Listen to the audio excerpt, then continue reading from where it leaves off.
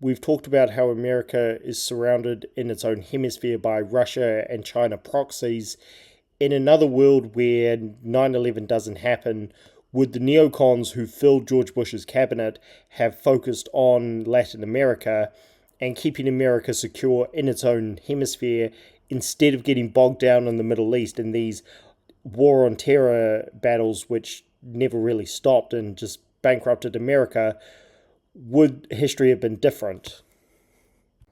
Well, that's an interesting question.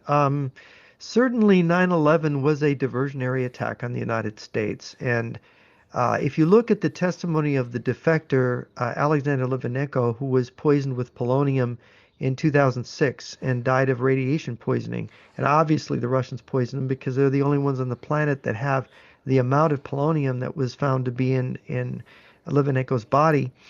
So they had to be the ones that did it.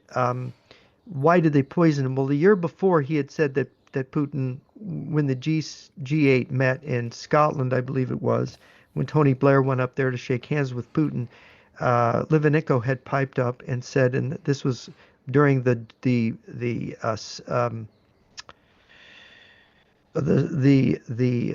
subway bombings in London of Al Qaeda, and he said the real terrorist behind Al Qaeda is Putin.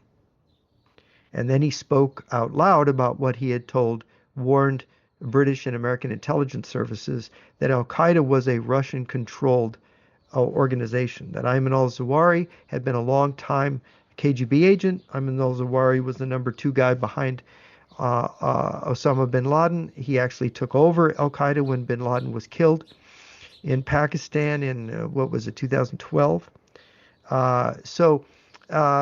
This testimony was groundbreaking because if you look at Al Qaeda, you look at the war in Afghanistan closely, you'll find corroborating evidence for what he said. You've also got Konstantin Preobrazhensky, who was also a former KGB officer, was a former long-time first chief directorate KGB officer. I've spoken to him that Litvinenko was right about this connection between the Russian special services and Al Qaeda.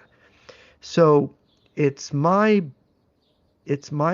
belief that Al Qaeda in the attack of 9/11 was ultimately a false flag attack by Russia on the United States using, and Really? you have predictions of this, by the way, by 2 GRU defectors intimated this. Vladimir Rezin, who wrote under the name Viktor Suvorov, said in a book called Spetsnaz that terrorists with no apparent connection to Moscow would be used to create something called gray terror, to divert the intelligence and the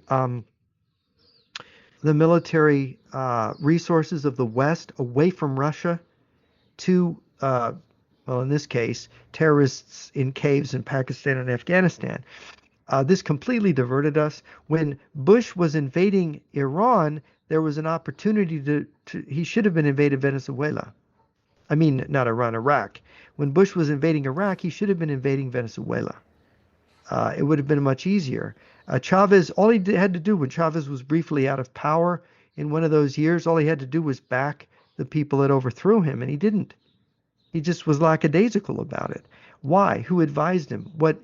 I think we've got a problem with moles throughout the U.S. government, and presidents have gotten bad advice. I think we don't realize how corrupt and how easily turned a lot of Americans, New Zealanders, Australians, Canadians are to the pressure of Russian and Chinese active measures. They believe in agent networks, and they have huge agent networks. John Barron estimated in 1980 there was something like 50 or 60,000 East Bloc agents operating in the United States then. The number is surely larger now. Wow. I was about to go into 9/11, but I guess we'll save that for another time. Oh yeah, 9/11 is, yeah, I think I basically covered it. Look, and you say, why didn't they naturally see the problem with the neocons, the so-called neocons, was they never understood the collapse of the Soviet Union was part of an operation. And I've had KGB officers confirm this to me, that it was um, in operation. And that it certainly was the collapse of the Soviet Union. Now, they had problems, they had genuine stumbles, but the actual idea of reforming the Soviet Union and getting rid of it was predicted by defector Anatoly Golitsyn. And he said in 1984, he said the next Soviet leader is going to be a kind of Soviet Dubček. Dubček was a liberalizing communist in Czechoslovakia in 1968. And this guy is going to start reforms. And it's going to end up, the Communist Party is going to give up power in the Soviet Union. All that came true. There were 138, 39 falsifiable predictions in Golitsyn's text, and they all came true, or well, 94, almost 94% came true. So that was brought out by Mark Riebling in his book Wedge, where he went through Golitsyn's book and he found all these predictions. This is not, the defector literature is important, and none of our great neocons paid any attention to that literature. So they fell into a trap with 9/11. They invaded Iraq and Afghanistan, and they engaged in nation building, and they basically bankrupted the United States. I mean, we lost maybe $2 trillion, which would be of that 3.8 trillion that we've got in our deficit, which is killing us right now. It's unbelievable.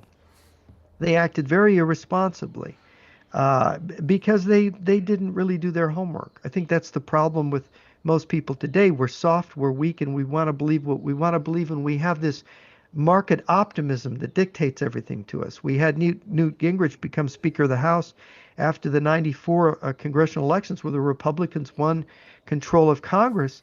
And he says, well, I'm a hawk, but I'm a cheap hawk, right? So our disarmament under Bill Clinton proceeded, and the Russians are building nuclear warheads like sausages. We're not going to have a new nuclear warhead till 2029. So we were tricked, basically. And we're in a bad position strategically.